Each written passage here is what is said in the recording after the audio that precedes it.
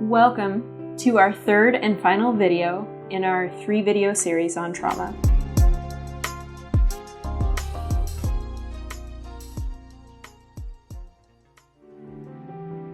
Today is all about healing from trauma.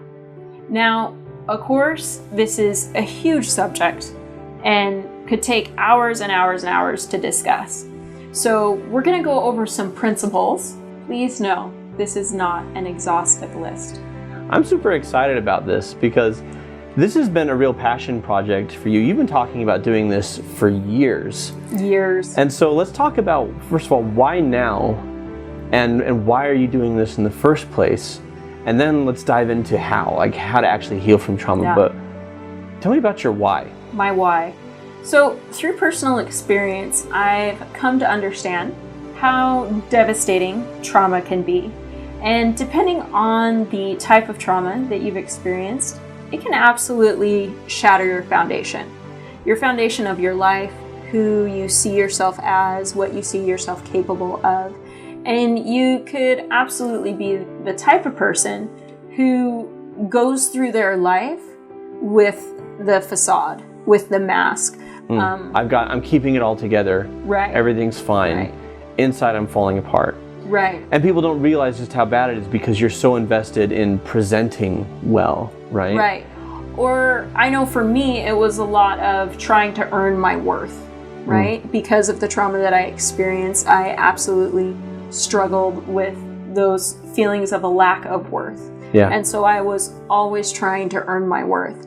And when I had life experiences where physically I wasn't able to earn my worth anymore, it all just came crashing down.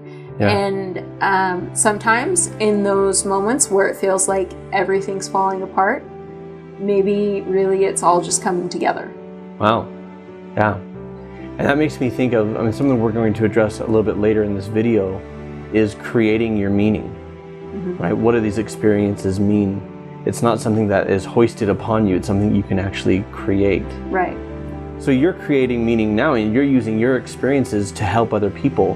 What you've passed through, they're passing through it, and this is awesome. So how does one heal from trauma? Like you said, it's not. Yeah. This is not an exhaustive conversation, but what are some of the finer points of how to do that? So number one thing I would always say is treat yourself with compassion. So often there's so much judgment. Yeah. Quite often we have taken the responsibility of a traumatic event and we've internalized it, and we thought it was my fault. Something's wrong with me, or this wouldn't have happened. Something's wrong with me, or they wouldn't have treated me this way. Or even if you can put blame or responsibility on the other person for their own behavior, there's still a sense of, I should have been able to stop this. I'm so stupid. That's what I hear a lot is, I'm so stupid. I'm so weak. Yeah, exactly. Once again, something's wrong with me. Right. And all those beliefs come from a place of judgment. And the antidote to judgment and self-judgment is that compassion, is that understanding. And noticing your internal dialogue, and when those moments of judgment come up internally for yourself, counteract it with words of compassion. Yeah, well, that's powerful. And I think judgment is often tied to what we call shoulding all over yourself, right? Yeah. I should do this, or I should have done that, or I should not have. And we get really caught up, and then when we feel like we failed at doing what we should have, then we're down on ourselves. We feel like a failure. We feel like we're weak. We feel like we're stupid. Yeah. And what would you say about the shoulds? Yeah, as you said, shoulding on yourself. It sounds a lot like another SH word. So stop shoulding on yourself, but letting go of those shoulds, the shoulds and the supposed tos. I should do this, I should do that, I'm supposed to be this type of person, I'm supposed to be this kind of mom. Once again, all that stuff comes from a place of judgment. And so letting go of that judgment of who you think you are supposed to be and allowing yourself to be who you are and loving and appreciating yourself. And I know that's hard because, I've heard it said you're not ever going to be able to change until you love yourself for who you are. Yeah. And I remember struggling with that and thinking, I don't even like myself. how am I supposed to get to a place of loving myself, right? Yeah. So let it be a journey. Recognize that you're on a journey and allow that journey to happen. And if something's not a fit for you right now, put it on the shelf. And what I mean by that is whether they're expectations you put on yourself or you felt expectations from the outside world or from family or cultural expectations, if it's not a fit for you right now, if that's not where you're at in your journey, put it on the shelf and let that be okay. I once read this book called Tuesdays with Morrie. And if you haven't read it, fantastic book, but it's about an old man who's got a terminal disease. He's dying from a terminal disease, and one of his students, the man was a college professor, one of his former students, who's now a successful sports writer, comes to visit him and learns lessons from a dying man. And one of the things he learns is that we've got a culture that is toxic, that teaches us to hate ourselves. And one thing you have to learn is that if the culture doesn't work for you, you can tell it to go to hell. You can tell that culture, this doesn't work for me. I'm going to do something that is affirming. I'm going to do something that gives me purpose. And I think a lot of times what happens when we talk about self-judgment and we talk about eliminating the shoulds is we often surround ourselves with toxic people, right? Oftentimes there are abusers. And so we have people telling us we're trash, people telling us we're worthless, people gaslighting us and telling us that we can't trust our own judgment or our own sanity and to only trust in them. And what we start to get all these voices, and one thing I hear all the time from clients who've been abused and who believe that they're worthless is, I've heard it from so many people now, it must be true, like there's a chorus of voices. And I always tell them, like, if let's say you're a black man and you go to like some really backwoods part of the country, you may not be treated with a lot of respect. Right. Because of some of the notions of those areas, right? But what happens if you go to an area with a lot of black people? They're going to treat you like one of their own, right? You're going to have that. You're going to be treated like a brother, like a member of the community, and you're the same person. Nothing's changed about you. It's all about who you surround yourself with. Yeah. And one of the biggest, most important things to do is to surround yourself with people who are loving, people who are affirming, people who are respectful, because they're going to help you to see yourself in a different light. Yeah. And ultimately, that's what it comes down to. And these are supporting roles, but you have to learn to trust your own voice, right? Yeah. Well, and creating that community of support and love, and recognizing if you are a human being walking around on this earth, that you have value. Yeah. And I strongly believe that that value is innate. You brought it with you. And so if you are here, you have value. And you have gifts, and you have things to offer the world. And if you have a community around you that's not supporting you in that message, get a new community, because they're out there, and it's important. Yeah, like that's the assumption. Like, I'm broken because my community is telling me that. And no, like, you may be in a broken community. Yeah. Find something else. Yeah. Find a new social circle. But ultimately, those are all supporting players, right? It's ultimately about trusting in your own voice. These people can help you to do that, but it's really about, no matter what people around you are saying, you know who you are.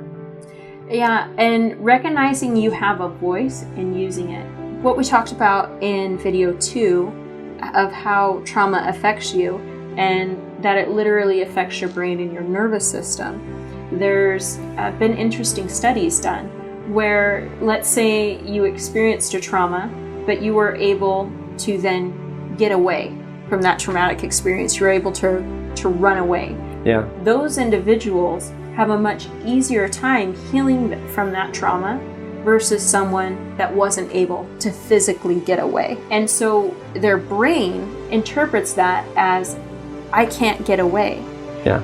I don't have a choice. So for example, like if you were in a car accident and you were stuck, in the car, like that's a trauma you can't get away from. If you experienced physical, emotional, or sexual abuse in your childhood, and that was a primary caregiver, like that's an abuse you can't get away from. Yeah. And so not even recognizing it, subconsciously, you believe you don't have a choice and you don't have a voice. And so literally just recognizing your ability to choose, you have a right to choose, and then using your voice to express that choice is huge. Yeah. To express that choice and to express everything that's going on here and here, right? Yeah. I mean, so often in abusive relationships, that's all suppressed. You're not allowed to speak, or if you're to speak, you need to say what pleases your abuser, otherwise you're punished for it. And so actually... What's safe and acceptable. Exactly. And I know in therapy, a lot of people, maybe they've never cursed before, and now they find a lot of therapeutic value in cursing, right? Or things like that, where they're just having a release that they never got to have. Now, what other types of releases do people need? And so there's a literal voice, right? There's an actual literal speaking voice, but that's not the only voice people have. Yeah. Creative self-expression is huge. And going back to how trauma affects your brain and your nervous system, there's a part of your brain that shuts down in the focus to keep yourself safe. And it's the part of your brain that helps you imagine, helps you create, helps you play and hope and dream. That gets shut down. And so one of the ways to engage that part of your brain again, and also to help you find that voice and express that voice, is a form of creative self-expression. So it could be through art, it could be through photography, dance, really anything that brings out that creative self-expression. And it's not so much about you being an artist or a dancer or an amazing photographer. Right, you don't need to sell it, you don't need to put it in a museum. It's about the release, it's about the expression, and it can keep you going, right? It can. One of my favorite films is called Life is Beautiful.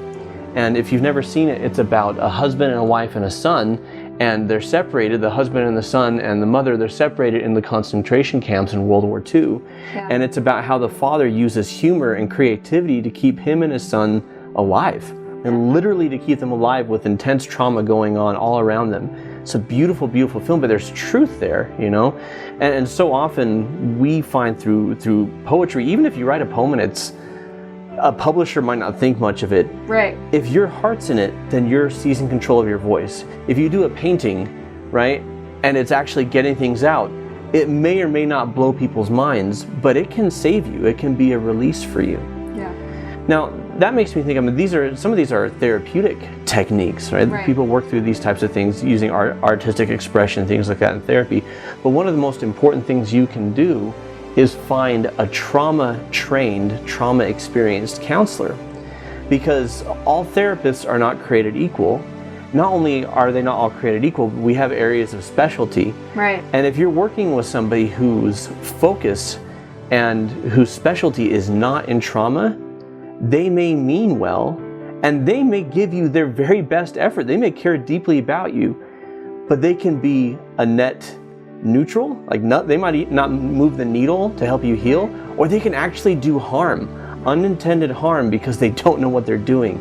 It is so important to get with a therapist who knows how to deal in trauma, how to treat trauma specifically. Right. And that therapist is going to help you to learn to trust yourself, to listen to your own thoughts, your own needs. And why is that so important, to really listen to yourself? Because we've been talking, right, about working with a therapist who's qualified and building a community, surrounding yourself with people who can help. But at the end of the day, it's your own voice you need to listen to. Right. Well, and that trust in yourself and that trust in others is broken through trauma experiences. Yeah. So you're going to need to learn how to trust yourself again and how to trust other people. And what does trust even look like? And so those are tools that you're going to need to learn, and without fail, to trust your gut.